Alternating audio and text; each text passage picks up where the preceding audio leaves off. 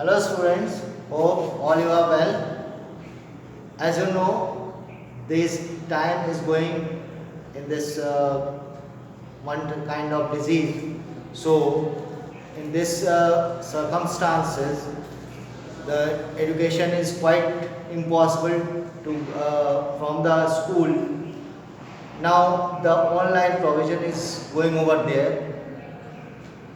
In this situation, I want to say take attention towards your videos, whatever is made by the teachers, and I am going to explain one of the chapter today.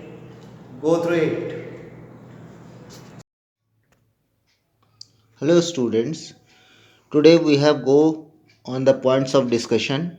Introduction, 5-year plans, first 5-year plan versus 12 5-year plan, measures of development, rural development, shortage of water and electricity, and recapitulation. Students, do you know from where do we get clean drinking water, electricity, public transport, health care, public convenience, sanitation, education facilities, and many more? These all are provided by the government organization to facilitate equally all the people. These are called public facilities. Hence, public facilities are very important in our social life. In a democracy, it is responsibility of the government to provide basic public facilities to the people. Sometimes the government hires the services of private agencies to provide better services. For example, in big cities like Kolkata and Delhi, private companies are in charge of supplying electricity. Now we have to analyze the plans and income sources. 5-year plans.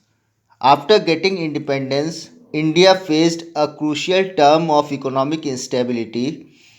The country suffered from exploitation since long by the British. The leaders hence visualized the development of the country but in a planned manner. But the resources were very limited at that time, so they thought for the specific plans through the model of 5-year plans which was adopted from the Soviet Union. The Planning Commission was set up in March 1950, headed by the Prime Minister as the ex officio chairman of the Planning Commission. The Commission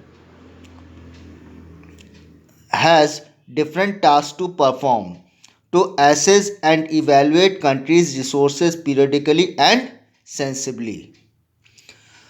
Now we have to look out about the first 5-year plan and the 12th 5-year plan. We know that agriculture is the main occupation of the people in India. It was focused since the first 5-year plan. For better yield, Commission has adopted various welfare measures and initiated Green Revolution and White Revolution, popularly known as Operation Flood. This improved the condition of agrarian sector. Various projects were initiated. On the other hand, in 12th 5-year plan, objective is focused on improvement of economic and social life of the people. Many projects are launched for sustainable development and judicious use of resources. It has also proposed structural reforms in order to reverse the economic slowdown, achieve and then maintain a steady growth rate of the economy. With the combined efforts of both the government and the private sectors. Now come to the measures of development. What are the measures of development? You know very well,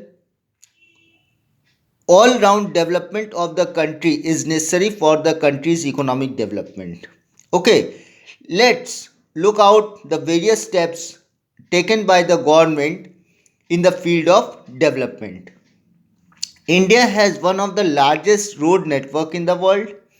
There are roads connecting cities within states called state highways and connecting cities all over the country. These are called the national highways and the state highways.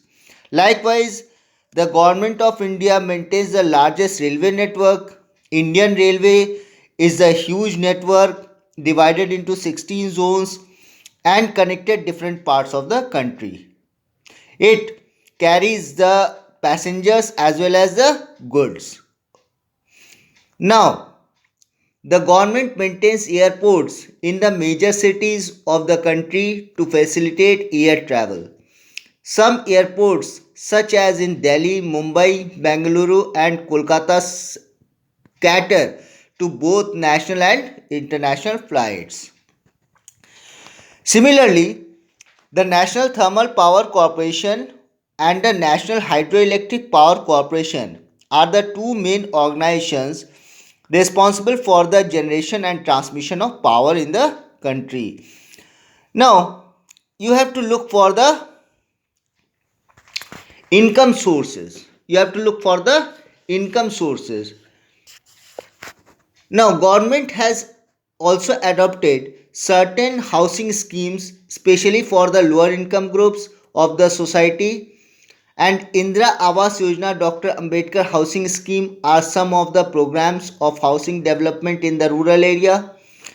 They have the income sources from various uh, various ways, that in the form of major in the form of taxes. Okay, so they adopt the various schemes from the income of the taxes. Likewise, the immunization campaign Pulse Polio was launched in 1990s to eradicate polio by vaccinating all children under the age of 5 years against polio virus. Now, come to the rural development.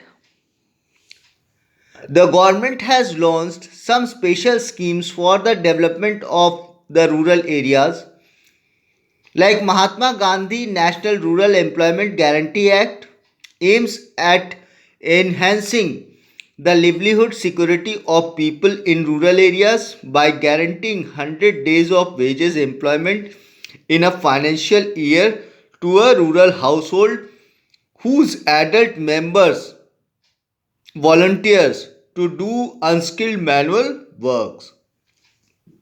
Likewise, the National Rural Drinking Water Program aims to provide clean and safe drinking water for the people in the village. The primary health centers are established to give the health, to provide the health in the rural areas. Various immunization programs like Pulse Polio program, that is also initiated in the rural areas. Now, the Pradhan Mantri Gram Sadak Yojana and the Indira Awas Yojana are some of the other special projects for rural development.